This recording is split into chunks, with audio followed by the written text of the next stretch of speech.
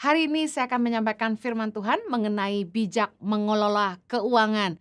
Kegagalan banyak anak-anak Tuhan, salah satunya adalah di area keuangan. Seringkali hidup kita tidak jadi berkat karena kita tidak pandai mengelola keuangan. Banyak orang yang susah bukan karena mereka tidak punya penghasilan, tapi mereka tidak bijak mengatur keuangan. Sebesar apapun penghasilan Anda, kalau Anda tidak bijak mengelolanya, Anda akan selalu merasa kurang.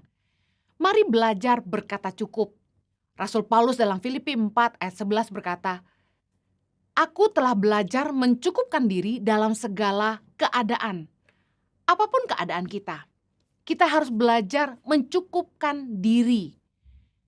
Belajar mencukupkan diri dengan apa yang bisa kita nikmati. Jangan selalu menginginkan apa yang dimiliki orang lain. Jangan pakai ukuran orang lain untuk menentukan kebahagiaan kita. Kalau kita selalu membandingkan hidup kita dengan orang lain, kita akan terpuruk dan iri hati. Jangan berpikir bahwa kalau aku bisa punya segalanya, aku pasti bahagia. Karena buktinya hari ini banyak orang kaya yang bisa beli segalanya, tapi mereka juga tidak bahagia. Ada orang kaya yang bahagia juga tentunya. Kebahagiaan itu tidak ditentukan dari seberapa banyak yang bisa kita miliki, tapi seberapa banyak yang kita bisa nikmati. Percayalah bahwa kebahagiaan itu dari dalam. Abundance of the heart. Ketika kita bisa merasa cukup, ketika kita bisa belajar bersyukur, ketika kita bisa diberi rasa nikmat oleh Tuhan dalam segala keadaan. Tidak tergantung dari seberapa banyak uang yang kita miliki, tidak tergantung dari apakah kita punya barang-barang yang bermerek, yang branded, tidak terukur dari besar kecilnya pendapatan kita. Kita bisa bahagia dalam keadaan apapun. Karena berkat Tuhan bukan diukur dari banyaknya jumlah, tetapi karunia untuk menikmatinya.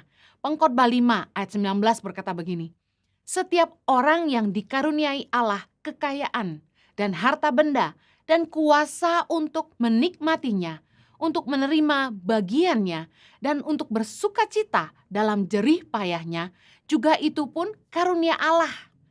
Ayat 20 berkata gini, "Tidak sering ia mengingat umurnya karena Allah membiarkan dia sibuk dengan kesenangan hatinya." Berkat dari Tuhan bukan diukur dari seberapa banyak harta yang kita miliki, tapi seberapa banyak yang kita bisa nikmati. Banyak kali orang sibuk cari uang tiada henti, dan ketika mereka berpikir ingin menikmati, mereka sudah terlambat. Umur sudah tua biasanya tidak boleh makan ini, tidak boleh makan itu. Untuk pergi kemana-mana kaki sudah sakit, badan mulai lelah. Nikmatilah hidup ini. Seberapapun yang Anda bisa miliki, nikmati. Karena karunia untuk menikmati itu pemberian Tuhan bagi kita. Arti diberkati yang sesungguhnya adalah ketika kita bisa menikmati hidup kita. Tahukah Anda bahwa uang itu selalu membuat kita merasa kurang? Pengkhotbah 5 ayat 10 berkata begini, "Siapa mencintai uang tidak akan puas dengan uang. Siapa mencintai kekayaan tidak akan puas dengan penghasilannya. Ini pun sia-sia. Dengan bertambahnya harta, bertambah pula orang-orang yang menghabiskannya. Dan apakah keuntungan pemiliknya selain daripada melihatnya?" Seberapa banyak pun harta kita nggak akan pernah ada puasnya. Seberapa banyak pun uang kita nggak akan pernah ada puasnya. Karena uang punya sifat selalu membuat manusia merasa kurang. Berapapun penghasilan kita, nggak akan pernah ada cukupnya. Jangan pakai uang sebagai takaran untuk kebahagiaan. Karena uang itu akan selalu membuat kita tidak bahagia, selalu kurang. Nah, bagaimana kita bijak mengelola keuangan sejak muda supaya di masa tua kita tidak susah. Karena itulah penting sekali untuk kita belajar mencukupkan diri dalam segala keadaan. Karena kalau kita bisa bijak mengelola keuangan sejak masih muda, kita tidak akan susah di masa tua. Pelajaran yang saya ingin bagikan yang pertama-tama, jangan mengejar barang yang sia-sia. Amsal 28 ayat 19 berkata begini, "Siapa mengerjakan tanahnya akan kenyang dengan makanan. Tetapi siapa mengejar barang yang sia-sia akan kenyang dengan kemiskinan. Kalau kita kerja rajin, kita akan kenyang dengan makanan, arti firman Tuhan. Tapi kalau fokus kita adalah mengejar barang yang sia-sia, kita akan kenyang dengan kemiskinan. Kenapa? Karena orang yang selalu mengejar barang yang sia-sia, seberapa banyak pun penghasilannya pasti habis juga. Gak ada sisa untuk ditabung, dan bahkan mungkin bisa kurang karena hutang kartu kredit. Itu yang membuat orang jadi miskin. Bukan karena mereka tidak punya penghasilan, tapi karena mereka tidak pandai mengelola keuangan. Amsal 12 ayat 11 berkata begini, siapa mengerjakan tanahnya akan kenyang dengan makanan. Tetapi siapa mengejar barang yang sia-sia tidak berakal budi. Mari kita belajar bahwa kita tidak boleh mengejar barang yang sia-sia karena bagi Tuhan itu merupakan sebuah kebodohan. Jangan lapar mata, ada istilah lapar mata. Jangan selalu mengikuti keinginan mata kita, nafsu kita. Keinginan, ingin punya ini, ingin punya itu, ingin beli ini, ingin beli itu. Lihat ini mau, lihat itu mau. Kalau sekedar cuci mata, tidak apa-apa. Mari kita baca sama-sama dalam Pengkhotbah 6 ayat yang ke-9. Lebih baik melihat saja daripada menuruti nafsu. Berarti window shopping itu alkitabiah. Kita ke mall hanya untuk lihat-lihat. Tapi hati-hati, kalau Anda tidak bisa menguasai diri, Anda akan jadi orang yang lapar mata. Beli ini dan itu, besar pasak daripada tiang. Akhirnya Anda yang tidak niat belanja, jadi belanja. Padahal tidak ada anggaran untuk beli, Anda maksa beli. Ini yang membuat orang akhirnya jadi susah. Jangan tergiur dengan 4 huruf ini. S-A-L-E, sell. Biasanya orang Indonesia kalau lihat tulisan sell langsung kalap. Jangan juga tergiur dengan tulisan cicilan 12 kali tanpa bunga. Karena Anda tahu seberapa banyak pun yang Anda beli meskipun bisa dicicil 12 kali, hutang tetap harus dibayar. Ambil barang A cicilan 12 kali, beli barang B cicilan 12 kali, beli barang C cicilan 12 kali. At the end of the day setiap bulan cicilan Anda akan besar sekali. Jangan hidup kemakan gengsi. Firman Tuhan berkata, orang yang mengejar barang yang sia-sia itu tidak berakal budi. Nilai hidup kita tidak ditentukan oleh label dunia. Kalau memang kita mampu beli, silakan. Tapi kalau tidak mampu, jangan berhutang. Jangan sampai demi punya tas mahal, tas bermerek, kita cicil 12 kali. Kita ngutang sana sini, gesek kartu kredit. Karena semua hutang harus dibayar. Nilai hidup kita tidak ditentukan oleh label dunia. Anda nggak jauh lebih berharga hanya karena Anda pakai tas yang mahal. Anda juga tidak kurang berharga hanya karena Anda pakai tas murah. Kita seringkali terjebak dengan cara-cara dunia. Kalau tidak pakai Louis Vuitton tidak gaya. Kalau tidak pakai Chanel tidak punya nama. Jadilah diri sendiri. Nikmati hidup kita. Seberapa yang kita punya. Jangan sampai kita menginginkan tapi kita tidak punya kemampuan. Itu besar mata namanya. Jangan kemakan gengsi lah. Bergaul dengan orang-orang yang punya uang lebih banyak dari kita. Mereka bisa mampu beli tas mahal, sepatu mahal, baju bermerek. Beli mobil yang mahal lalu kita kepingin seperti mereka padahal kita nggak bisa. Karena ingat, hutang kita tanggung sendiri. Bukan orang lain yang bayarin kita.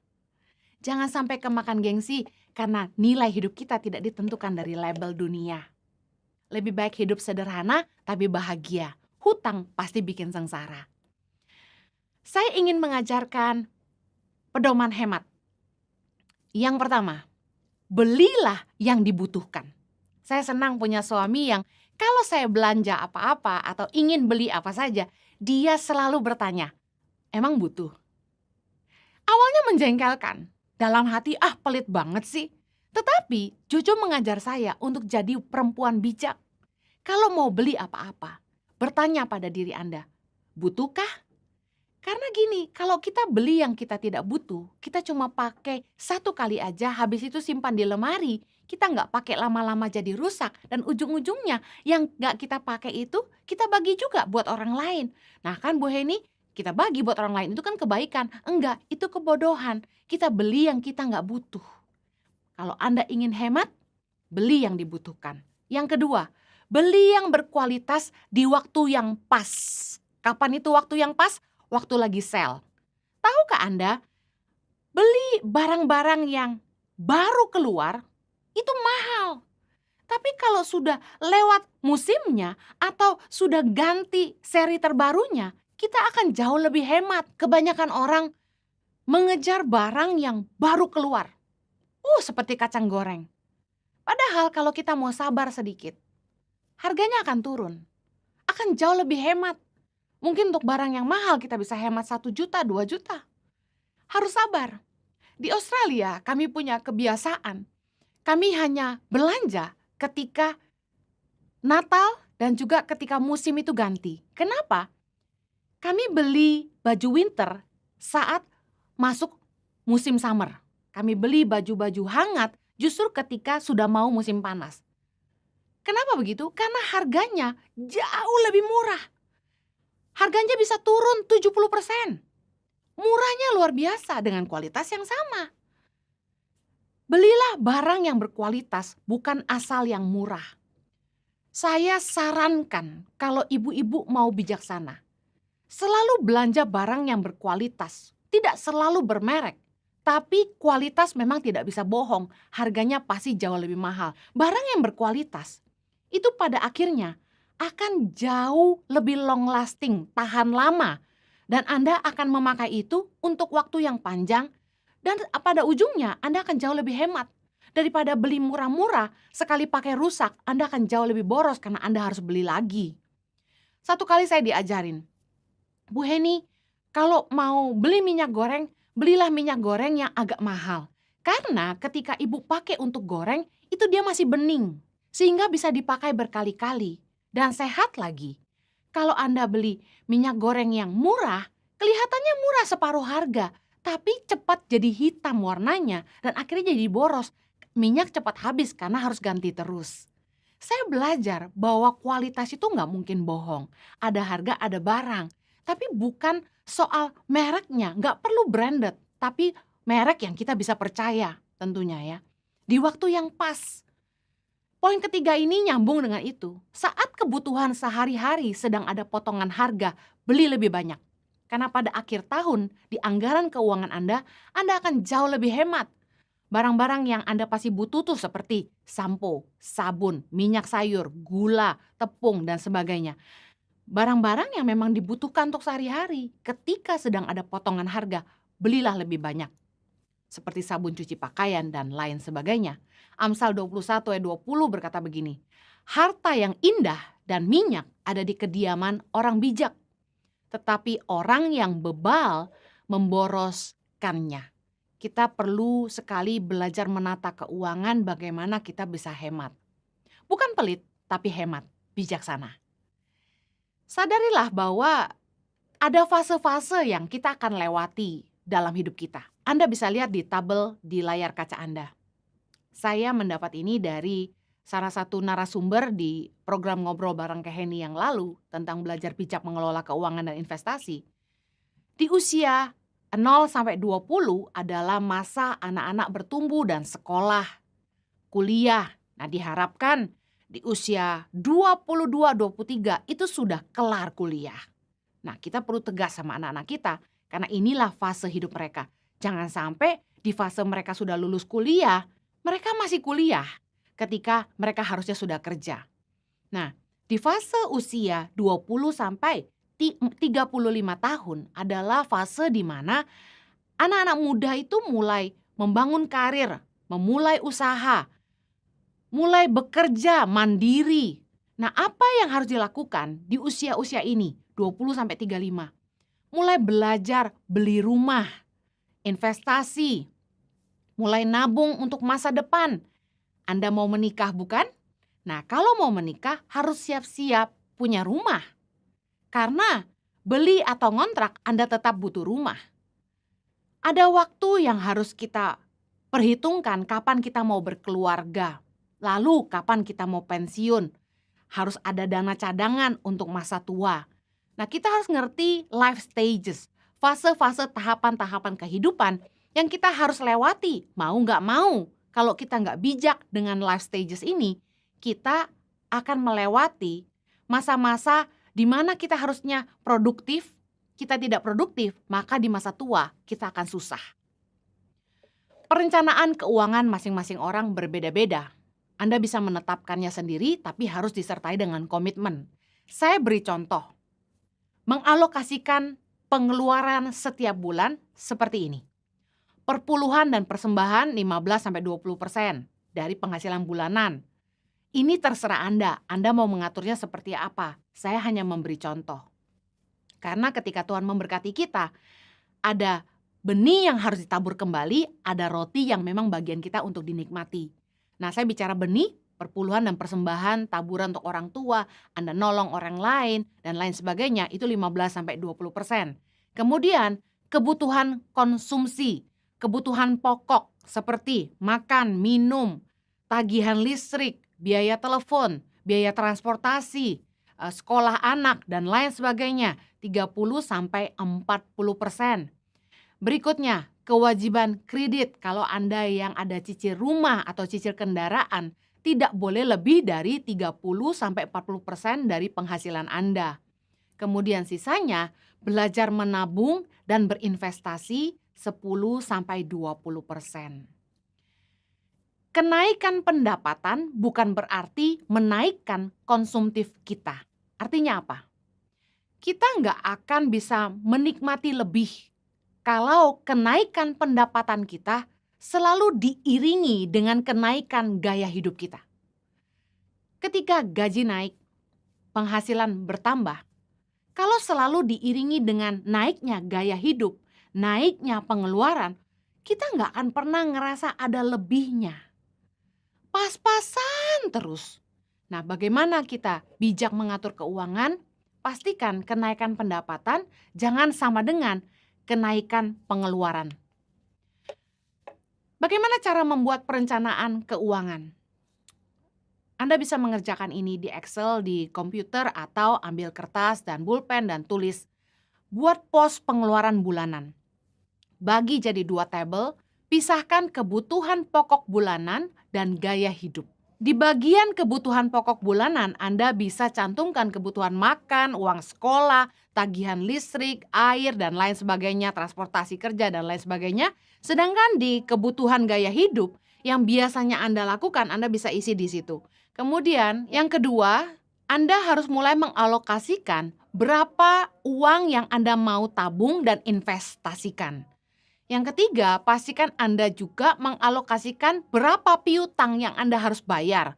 Pastikan Anda bayar tagihan-tagihan Anda, cicilan kartu kredit maupun tagihan listrik dan lain sebagainya tepat waktu. Karena denda dan bunga akan membuat pengeluaran kita bertambah. Tambahkan juga pengeluaran untuk asuransi, karena asuransi merupakan perlindungan bagi Anda dan keluarga. Sehingga ketika Anda sewaktu-waktu harus berobat, Anda tidak mengeluarkan uang lebih banyak. Hari ini sudah ada BPJS yang terbilang jauh lebih murah dibandingkan asuransi swasta. Anda bisa memilih apa yang Anda mau untuk diri Anda sesuai dengan kebutuhan masing-masing. Saran saya, setelah Anda membuat anggaran ini, kalau masih ada uang lebih, nikmati, habiskan. Karena banyak orang bisa cari uang tapi tidak bisa menikmati hidup. Akhirnya kita hanya kerja keras untuk mencukupi kebutuhan aja, kita jadi budak uang pada akhirnya. Pastikan ketika Anda berlelah-lelah mencari uang, Anda juga punya bagian untuk menikmatinya. Anda harus layak untuk menghargai diri Anda sendiri. Saya ingin share di bagian akhir khotbah saya mengenai investasi yang alkitabiah. Di Amsal 24 ayat ke-27 dikatakan begini, selesaikanlah pekerjaanmu di luar, siapkanlah itu di ladang, baru kemudian dirikanlah rumahmu. Anak-anak muda ketika baru lulus kuliah pastinya akan cari kerja atau mulai usaha. Nah, ketika kita mulai bekerja, mempunyai penghasilan sendiri, ya sudah bekerja atau berusaha memiliki usaha, fase berikutnya adalah bangun rumah, kata firman Tuhan. Investasi yang alkitabiah adalah menyediakan rumah tinggal. Mari belajar memiliki investasi sejak muda. Dengan punya cicilan untuk rumah atau KPR, kita akan disiplin menyisihkan setiap penghasilan kita untuk hal yang penting. Karena rumah adalah salah satu kebutuhan pokok manusia yang setiap orang pasti butuhkan. Apalagi ketika mau berumah tangga. Ketika kita punya kewajiban untuk hal yang penting yaitu rumah setiap bulan, kita akan cenderung lebih bijaksana mentata keuangan kita sehingga uang kita tidak habis untuk hal-hal yang sia-sia atau yang kurang penting. Kalau Anda menghabiskan uang Anda untuk hal-hal yang kurang penting, maka Anda akan kehilangan hal-hal yang penting. Ingat bahwa ketika kita mulai berinvestasi sejak muda, ini benefitnya. Gaji akan naik terus, katakan amin. Tetapi cicilan KPR itu tetap sama. Katakan Anda mengambil cicilan 15 tahun, 20 tahun, atau 25 tahun. Nilai cicilan bulanan itu tetap sama. Tergantung bunga tentunya, tetapi gaji Anda naik terus. Dan nilai aset itu bertambah terus. Makanya saya sarankan anak-anak muda, ayo berinvestasi sejak muda. Saya sama suami dari sejak sebelum nikah, kami nabung sama-sama untuk bisa mencicil rumah kecil. Karena kami sadar bahwa rumah tinggal adalah kebutuhan pokok. Kalau saya pribadi tidak mau kontrak. Kenapa? Karena waktu kontrak itu juga tidak murah. Daripada uangnya saya bayar untuk kontrakan, lebih baik saya tabung supaya bisa jadi DP atau uang muka untuk cicilan rumah. Anggap saja investasi rumah itu adalah tabungan, yang sebenarnya juga merupakan investasi untuk masa depan. Karena kalau kita tidak butuh sekalipun, rumah itu bisa kita sewakan dan kemudian menjadi penghasilan tambahan.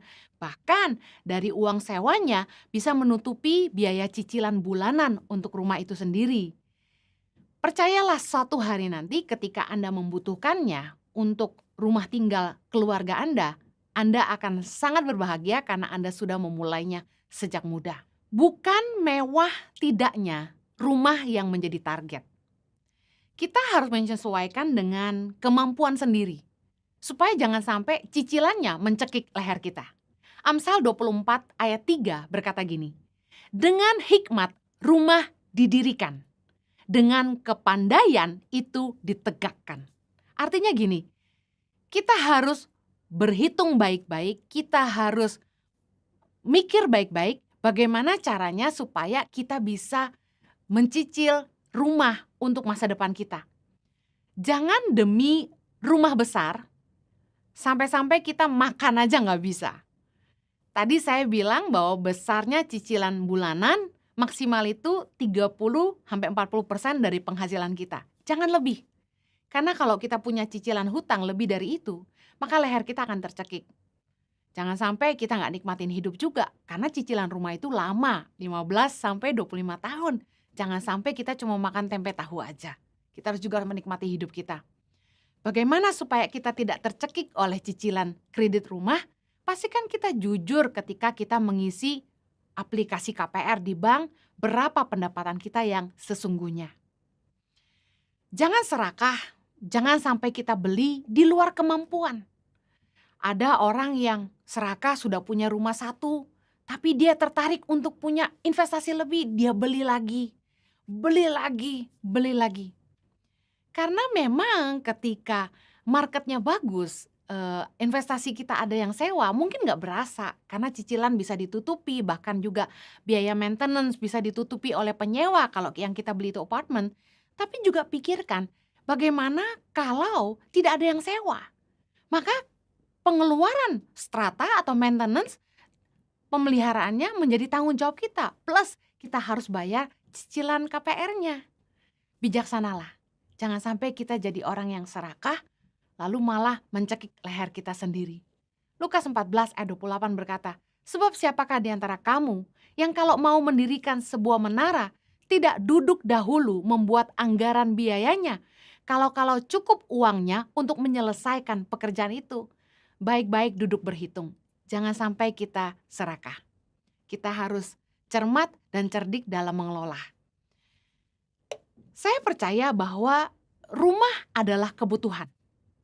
Dan yang saya tahu pasti bahwa Tuhan pasti menyediakan yang kita butuhkan. Kalau sampai kita serakah seperti yang tadi disampaikan tadi, kita beli di luar kemampuan, atau malah kita beli kebanyakan, sehingga kita kesulitan membayar cicilan, saya mau bilang itu kesalahan kita. Tapi kalau itu merupakan kebutuhan, kita tidak punya lalu kita butuh, saya percaya Tuhan pasti sediakan. Matius 6 ayat 31 dan 32 berkata gini, sebab itu janganlah kamu khawatir dan berkata, apakah yang akan kami makan? Apakah yang akan kami minum? Apakah yang akan kami pakai? Semua itu dicari bangsa-bangsa yang tidak mengenal Allah. Akan tetapi, Bapamu yang di sorga tahu bahwa kamu memerlukan semuanya itu. Artinya apa? Sejauh itu merupakan kebutuhan, saya yakin Tuhan pasti sediakan. Bapa di sorga tahu bahwa kita membutuhkan rumah. Anda beli atau ngontrak, Anda tetap butuh rumah. Kalau saya punya prinsip pribadi, daripada sewa, uangnya lebih baik untuk uang muka. Saya mau tutup dengan ini. Hari ini, bekerja dan berusahalah dengan jujur. Lakukan firman Tuhan. Lakukan semua usaha dan pekerjaan Anda di dalam kebenaran. Karena janji firman Tuhan, bahwa kalau kita mencari dahulu kerajaan Allah dan kebenarannya, maka semuanya akan ditambahkan dalam hidup kita. Mari bangun hidup kita di atas dasar kebenaran firman Tuhan. Lakukan kehendak Tuhan dalam hidup kita. Dan pastikan kita berusaha juga. Karena doa saja tanpa perbuatan adalah sia-sia. Saya berdoa agar setiap kita bijak mengelola keuangan, supaya hidup kita juga dimerdekakan. Jangan pernah berhutang, karena hutang membuat kita jadi hamba orang. Tuhan berkati, mari kita berdoa. Bapa di sorga, berikan hikmat buat anak-anak-Mu, bahwa di dalam hidup kami harus bijak mengelola apa yang Tuhan percayakan kepada kami. Hidup ini ada masanya, ada tahapannya, kami harus bijak memakai waktu kami, ketika kami harus bekerja, ketika kami harus bangun rumah, ketika kami harus menikah, dan kami harus persiapkan dana untuk di masa tua. Tuhan, tolong anak-anak-Mu, biar kiranya hidup kami jadi terang, jadi teladan, tidak menyusahkan orang. Kami tidak berhutang kepada siapapun, bahkan kami yang jadi berkat buat orang lain di sekitar kami. Berkati Tuhan setiap perencanaan anak-anak-Mu, beri hikmat kepada setiap mereka. Demi nama Yesus kami berdoa. Amen.